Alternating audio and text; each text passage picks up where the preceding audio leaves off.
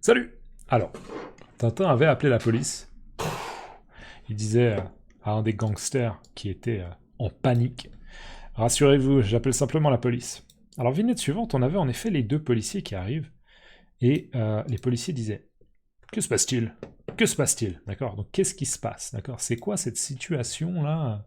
J'ai entendu des coups de feu. Qu'est-ce qui se passe? Expliquez-moi ce qui se passe.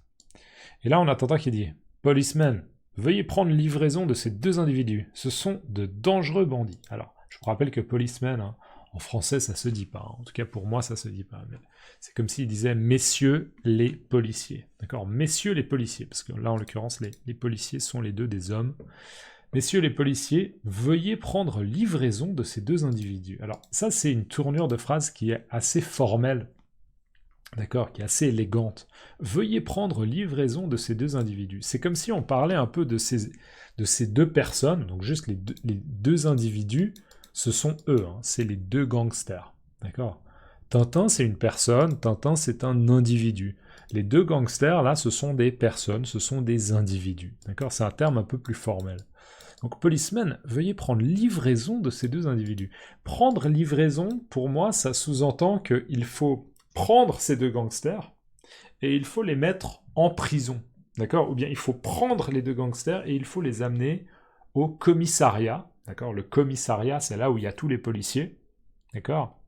Et il faut s'occuper d'eux et surtout, probablement, les mettre en prison. D'accord? Donc, prendre livraison, ça veut dire que Tintin leur dit, s'il vous plaît, moi j'ai fait mon travail de citoyen, et maintenant c'est votre travail, vous, messieurs les policiers, de transférer, en fait, de transférer les deux gangsters de cet endroit ici au commissariat, d'accord? Au poste de police.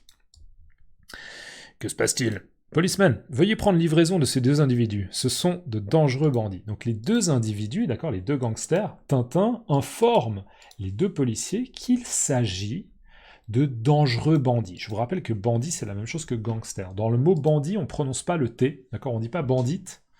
Bandite, non. En tout cas, au masculin, est-ce qu'on dit une bandite? Non. J'ai jamais entendu une bandite. Pour moi, un bandit, c'est simplement un nom masculin, mais ça pourrait être un homme et une femme, en fait, un bandit. Je dirais pas qu'on dit une bandite. J'ai jamais vu ça. Donc voilà, ce sont de dangereux gangsters, d'accord? Il s'agit de deux dangereux gangsters. Et là, vignette suivante, en fait, on se rend compte que la nuit est passée, c'est le lendemain matin, on voit là hein, ce petit texte, le lendemain. D'ailleurs, juste ça, c'est écrit en attaché, c'est juste intéressant.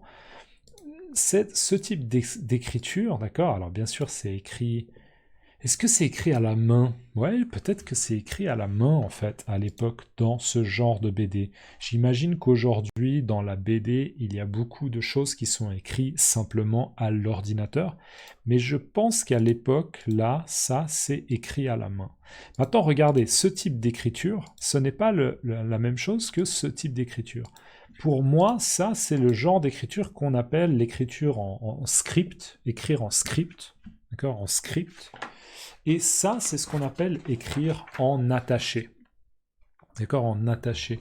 Je vais juste vous écrire mon nom dans les deux manières. Regardez, là, je vais écrire Lucas en attaché et après, je vais écrire Lucas en script. Ok, donc là, j'ai écrit Lucas en attaché. D'accord, en attaché. Et là, j'ai écrit Lucas en script. Voilà, c'est juste parce que je tombe sur cette différence, ce contraste, et je me dis que peut-être pour vous, pour votre vocabulaire, c'est pas mal. D'accord. Souvent, on dit aux enfants, quand ils apprennent à écrire, dans un premier temps, ils écrivent en attaché, mais c'est rare les adultes qui écrivent en attaché. La plupart des adultes, au bout d'un moment, ils écrivent en script. Pour moi, c'est en tout cas une observation qui me paraît juste. Le lendemain, donc le jour d'après. Chicago Tribune, deux gangsters capturés par un jeune reporter. Nombre détails, révélation sensationnelle, demandez Chicago Tribune. Alors je vais le relire. Chicago Tribune, deux gangsters capturés par un jeune reporter. Nombre détails, révélation sensationnelle, demandez le Chicago Tribune. Alors, Chicago Tribune, c'est le nom hein, du journal. Il s'agit d'un journal, donc la Tribune de Chicago. 2 gangsters capturés par un jeune reporter. Donc, le titre, d'accord, de l'article le plus intéressant, le plus croustillant, d'accord, quand on mange quelque chose, ça peut être un peu...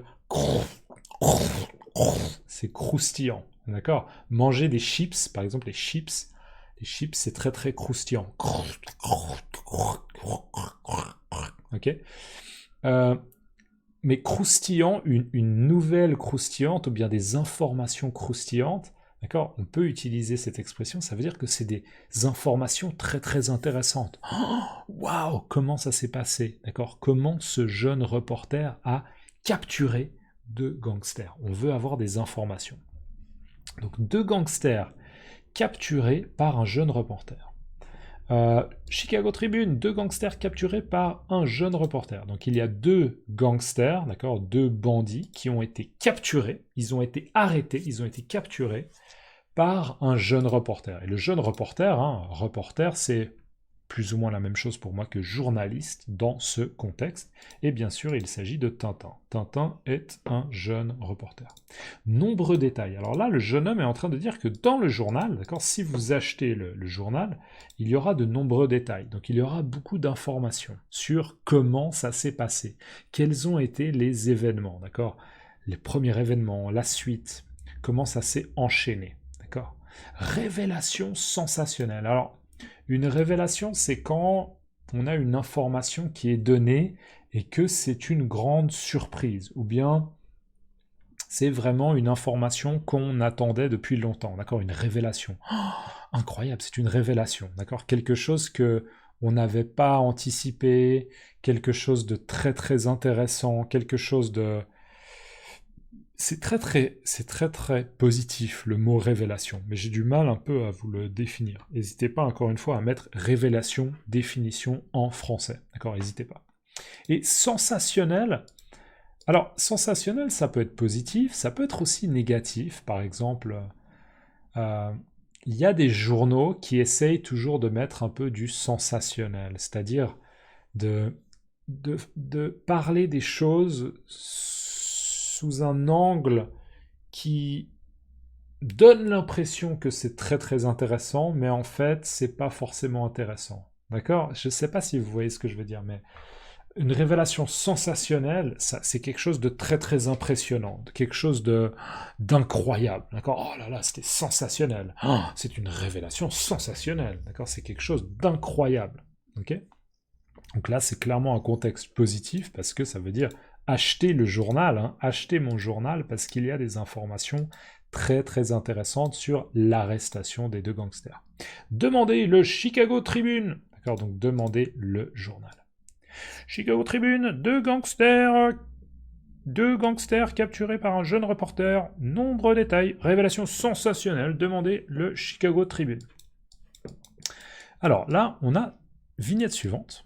D'accord, on a la vignette suivante et on voit justement Tintin qui a acheté, j'imagine ce journal-là, j'imagine que c'est pour ça qu'on a la transition. Et on voit Milou, donc Tintin qui est assis sur son fauteuil et qui est en train de lire le journal. D'accord, Tintin qui est en train de lire le Chicago Tribune. Et vignette suivante, on voit, en fait du coup là on voit plus Tintin, on voit 2 gangsters dont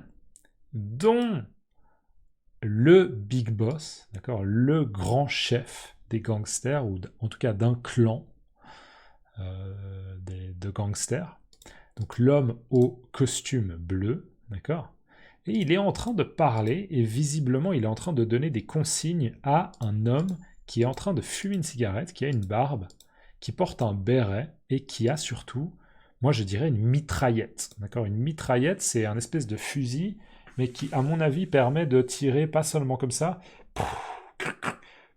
mais plutôt... Ok, une mitraillette. Et là, je vais devoir bientôt m'arrêter, mais je vais vous la lire et on la verra dans la prochaine vignette. Donc là, le grand boss dit « Tu vois, c'est lui, là-bas, dans ce fauteuil. Il y a un chien près de lui.